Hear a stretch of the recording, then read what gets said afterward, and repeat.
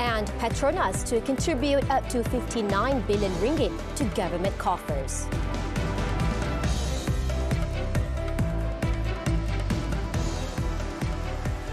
Malaysia's Consumer Price Index (CPI) increased by 3.4% year-on-year to 127.4 last month.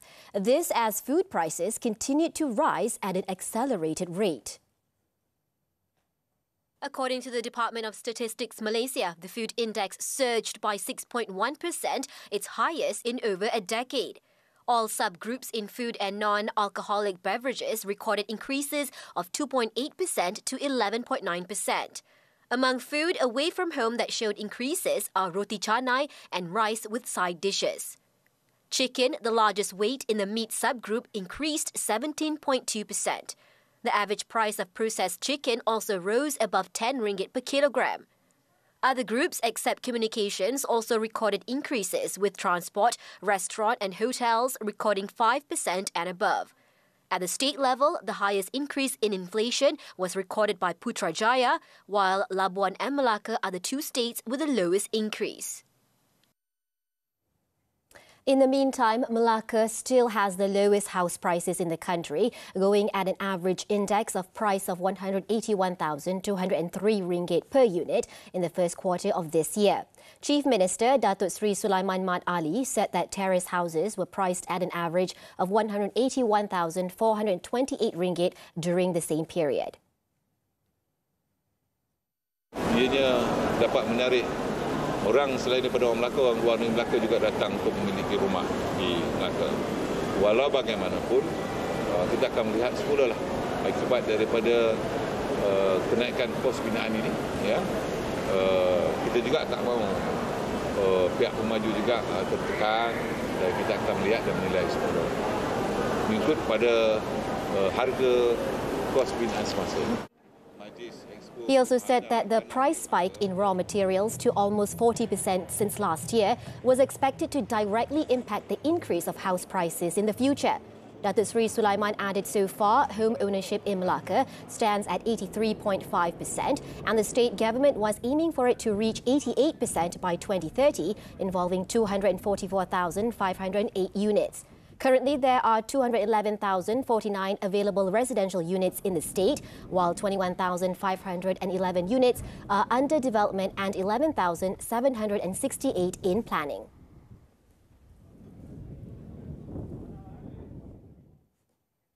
Datuk Sri Ismail Sabri Yaakob expressed confidence that the fifth generation or 5G mobile network can boost Malaysia's economic competitiveness, as well as the levels of productivity and value addition of industries.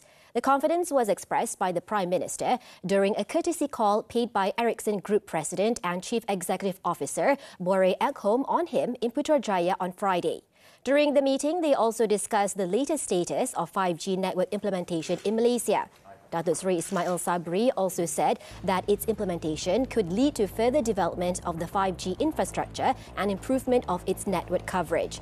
He also hoped that it will bring about a positive impact on communication coverage for the Keluarga Malaysia. Meanwhile, Datuk Sri Ismail Sabri also revealed that Ericsson has expressed its commitment towards intensifying its activities and investments in Malaysia, as the company has been established in the country for 57 years.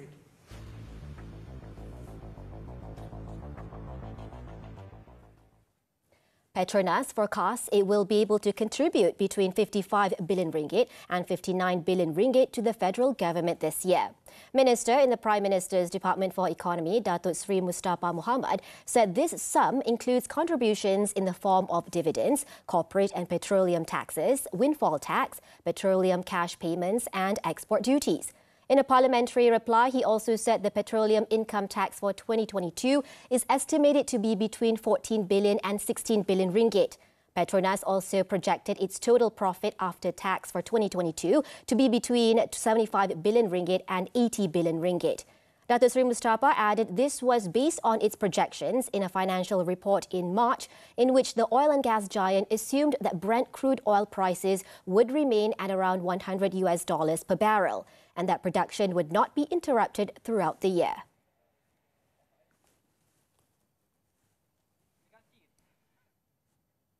The price of bottled cooking oil at the retail level is beginning to go down. Domestic Trade and Consumer Affairs Minister Datuk Seri Alexander Nantalinggi said this was following the decline in the price of crude palm oil (CPO) in the market to 3,814 ringgit per tonne on Thursday, the lowest since July 2021. In a post on his Facebook page, Datuk Seri Nanta said that based on his ministry's price simulation prior to this, the current crude palm oil rate should cause the price of a 5-kilogram bottle of cooking oil to be sold at the retail level at around 30 ringgit 65 cent. However, the direct effect of the CPO price reduction on the retail price was happening very slowly. In relation to this, he added that the Special Task Force on Jihad Against Inflation had emphasized to the industry that any reduction in the price of CPO should have a direct impact on the price of bottled cooking oil at the retail level. He also pointed out that there should be no parties giving any excuses and trying to delay the price change according to the CPO. Now, who's our guest this week? He started as a consultant engineer in Australia in 1989. He received the Outstanding Property CEO Award in 2015. Above all, he has 30 years of experience in the property development industry. Eco World Malaysia's Datuk Chang Kim Wah speaks to Money Matters on how to stay relevant to the needs of the market. This Saturday at 5 p.m, only on TV3. Schools recorded the highest number of influenza clusters this week. Health Minister Khairi Jamaluddin said a total of 213 primary and secondary schools clusters were reported, followed by 16 kindergarten clusters. Untuk minggu epid yang ke-29, iaitu minggu ini, 4 kluster telah pun dilaporkan.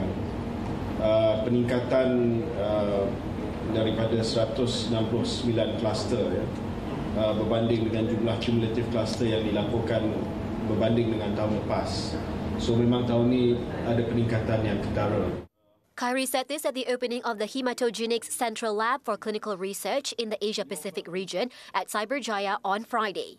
According to him, the conspicuous increase was due to the end of the movement control order and the reopening of schools and kindergartens, exposing children, especially those who were confined in their homes for the most part of the 2 years, to the flu virus. Khairi, however, confirmed that no deaths had been reported so far for contracting the virus. He also reiterated that he was now on a mission to ensure that private clinics had enough medicine to treat their patients. His ministry had already released the government reserves of medication under Pharma Niaga, and clinics could buy from the stockpile. Meanwhile, the Health Ministry, MOH, has found that only 61% of schools checked by the ministry since January have complied with the Supplementary Food Programme RMT's prescribed menu. Khairi said that the Education Ministry's current allocation of 2 ringgit 50 cent per pupil in the peninsula and 3 ringgit in Sabah, Sarawak and Labuan is insufficient to cover the cost of raw ingredients under the RMT menu. It's not KPM fault because KPM memang peruntukan dia tak cukup. So, isu dia sekarang adalah kerana kenaikan harga bahan mentah. Khairi pointed out that the current allocation could be raised to at least 4 ringgit for Peninsular Malaysia and 5 ringgit 50 cent for Sabah and Sarawak to ensure students are served nutritious food. He added that he would discuss the matter with the Education Ministry soon and would submit a recommendation to the Cabinet for the RMT allocation to be increased. Malaysians are generally happy even though the country is facing the challenges of the COVID-19 pandemic and the economic crisis. Chief Statistician Datuk Seri Muhammad Uzir Mahidin said this was based on the findings of the Malaysia Happiness Index MHI 2021, which was conducted for the first time by the Department of Statistics Malaysia DOSM. According to Datuk Seri Dr. Muhammad Uzir, overall Malaysia recorded 6.48, which is a happy level in the MHI 2021. Based on the study, Labuan was the happiest among the federal territories and states in the country last year with a score of 9.29, which is very happy. Followed by 11 states, including the federal territories of Kuala Lumpur and Putrajaya, which were at a happy level, while Melaka and Selangor were moderately happy. Jadi ini menyebabkan satu penemuan yang kita nampak akan lebih memudahkan untuk kita melaksanakan untuk kita melihat bagaimana sistem membangunkan negara, membangunkan kita segi aspek dan sosial itu dapat berjalan sepatutnya dapat berjalan dengan satu keadaan yang bersama-sama. The study was carried out between September and November 2021, involving 42,446 respondents nationwide to measure the level of happiness of the Malaysian population from the physical, social, emotional and spiritual aspects. At the international level, Malaysia ranked 79th out of 146 countries surveyed in the World Happiness Report 2021 with a score of 5.384.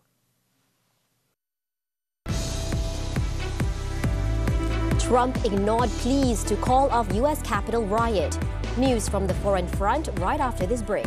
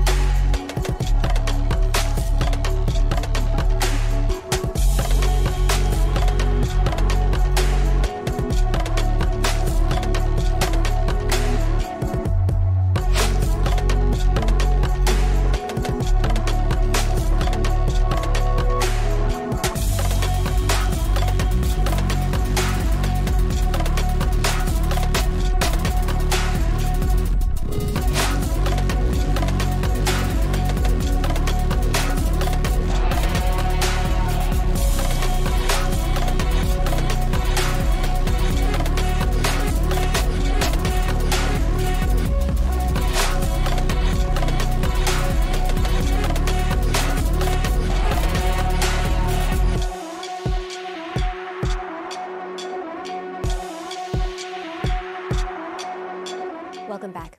Senior Sri Lankan lawmaker Dinesh Gunawardena was sworn in on Friday as the new Prime Minister, a day after the swearing-in of a new president as the Indian Ocean nation grapples with its worst economic crisis in decades.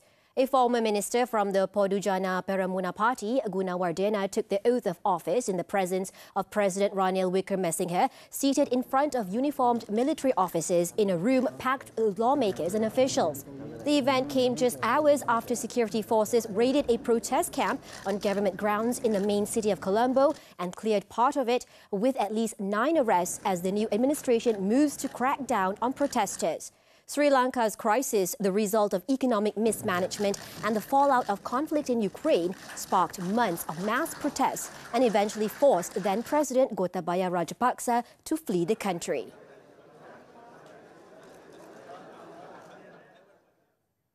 Meanwhile, Sri Lankan security forces demolished the main anti-government protest camp in the capital early on Friday, arresting 9 people and injuring several others as the protesters continued to occupy the sensitive area.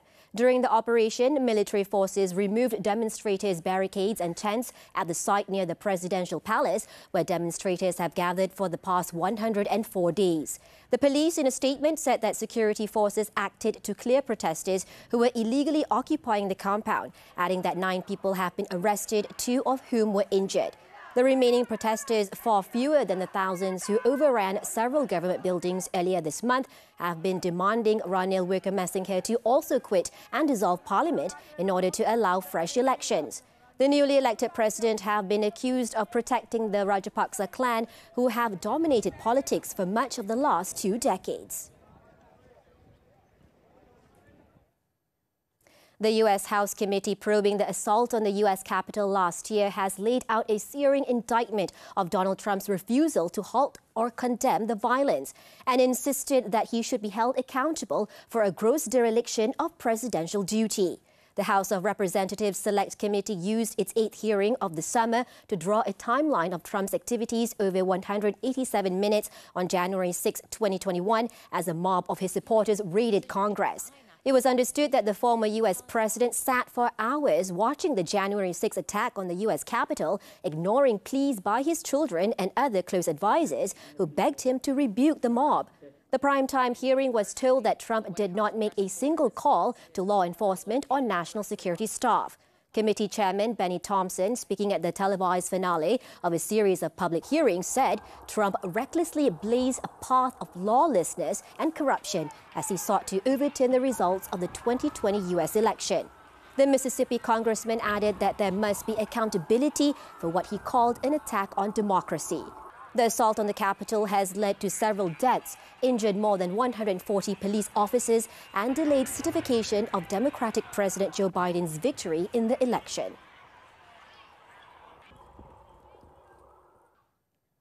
New Zealanders are dying from COVID-19 at record rates as the country battles a new wave of the Omicron strain that is particularly affecting the older population.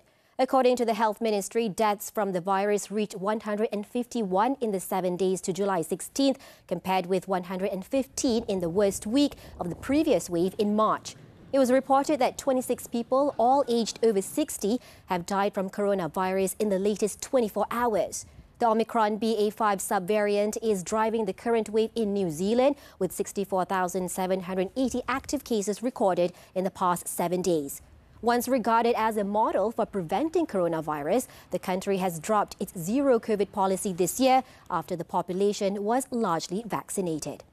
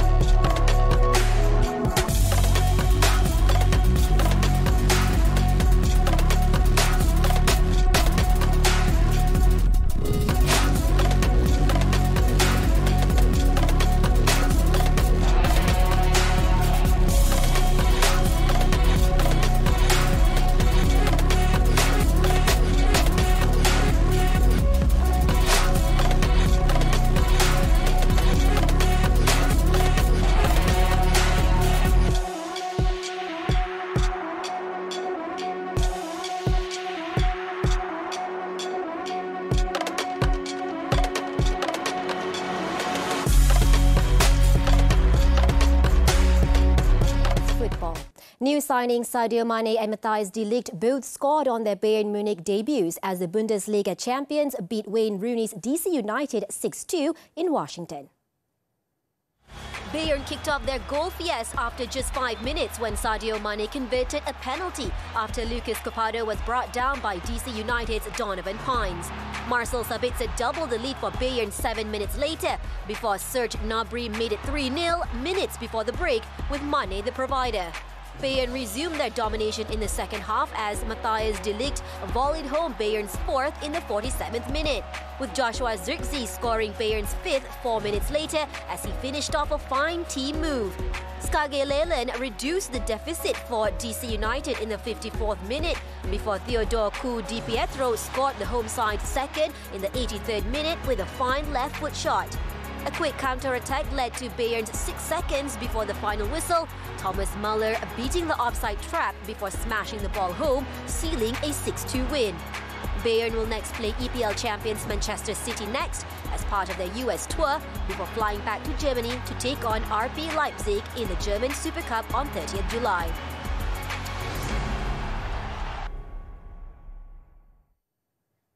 Turning to athletics, the World Championship. Noah Lyles produced a dominating performance to retain his 200 meters title in 19.31 seconds, becoming the third fastest athlete of all time over the distance and leading a second American sprint podium sweep. Lyles, who won Olympic bronze in Tokyo, led at the halfway point and exploded through the finish with his compatriots Kenny Bednarik and 18-year-old Arian Knighton battling out of the turn and down the straight for silver and bronze. Lyles' time was initially displayed as 19.32 seconds, which would have tied Johnson's record. However, it was then updated to an official 19.31 seconds when his back was turned, with the 25-year-old clearly stunned when he noticed the new figure on the clock. Lyles' victory came moments after Sherika Jackson gave the Jamaican women another gold in the sprints. She ran 21.45 seconds, the second fastest time in history, to beat her teammate 100-meter champion Shelley Ann Fraser-Price by 0.16. Only defending champion Dina Asher-Smith of Britain, who won bronze, prevented a back-to-back Jamaican sweep. Jackson's time is shy only of the 21.34 seconds run by Florence Griffith-Joyner at the 1988 Seoul Olympics.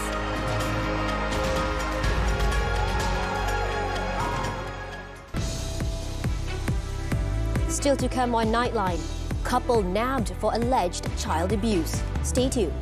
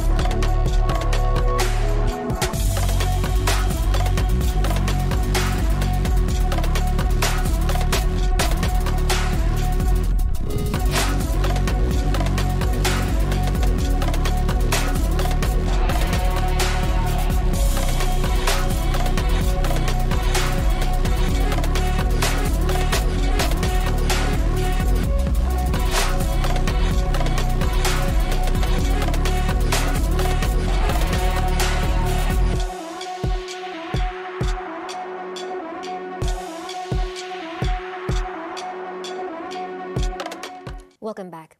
An aluminium smelting company which had been found to have repeatedly breached regulations on environmental quality control was fined 36,000 ringgit by the Ayakro Sessions Court on Friday for causing environmental pollution last year. Judge Nariman Badruddin imposed the penalty on Trimax Metal Sendirian Berhad after its representative Human Resources Officer Lee Chew Fong pleaded guilty to 3 charges. On the first count, the company was charged with building a new source of production without submitting a prior written notification to the Director General of Environmental Quality. The second charge was for causing material change in the quantity of production from an existing source, also without approval. On the third count, the company was charged with breaching an order for equipment operation detention issued on July 15th last year for a fuel combustion device. involving an aluminium smelting furnace and 2 holding furnaces, which was suspected of causing air pollution in the area. All the offences were committed at Taman Teknologi Cheng, Melaka Tengah on September 14, 2021. The charges were framed under the Environmental Quality Regulations and Environmental Quality Act. During mitigation, Lee said the company was in the process of closing its operations. Comedy club owner Muhammad Rizal Johan van Gazel was charged in Kuala Lumpur Sessions Court on Friday with 3 counts of posting insulting remarks touching on religious and racial sensitivities. The 39-year-old comedian, however, pleaded not guilty to all the charges when they were read to him before Judge Nur Hasniah Abdul Razak. According to the 3 charges, Muhammad Rizal allegedly made and initiated the transmission of offensive communications with intent to offend others by uploading a video on 3 different social media platforms between July 4th and 6th.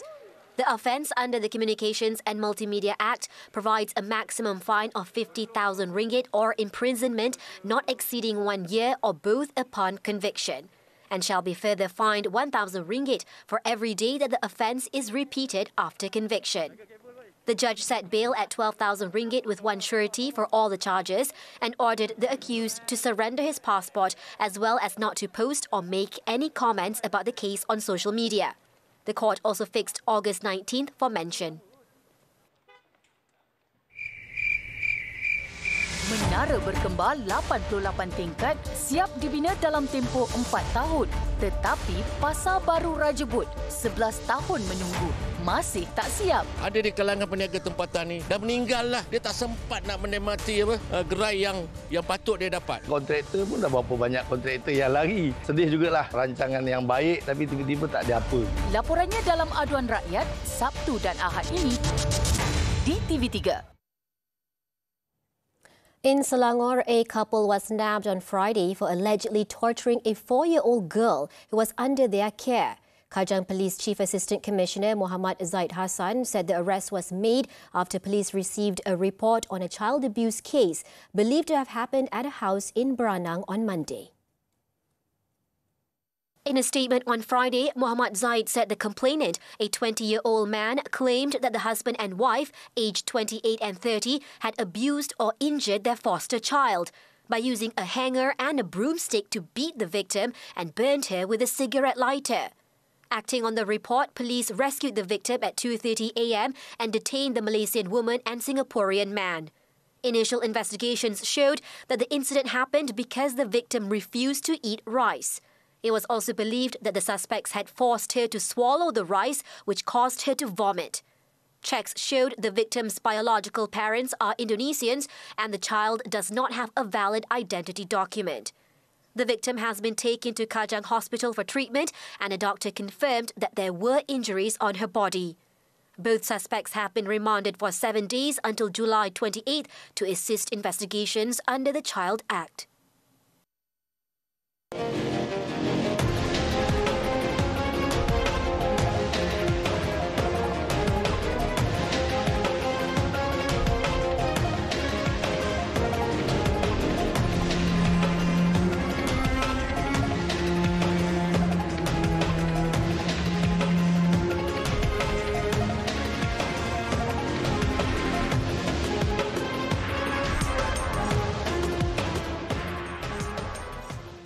Nightline draws to a close this time around. TV3 News United and Co-op Bank Pertama on Thursday held a friendly football match to further strengthen the corporate ties between the two entities.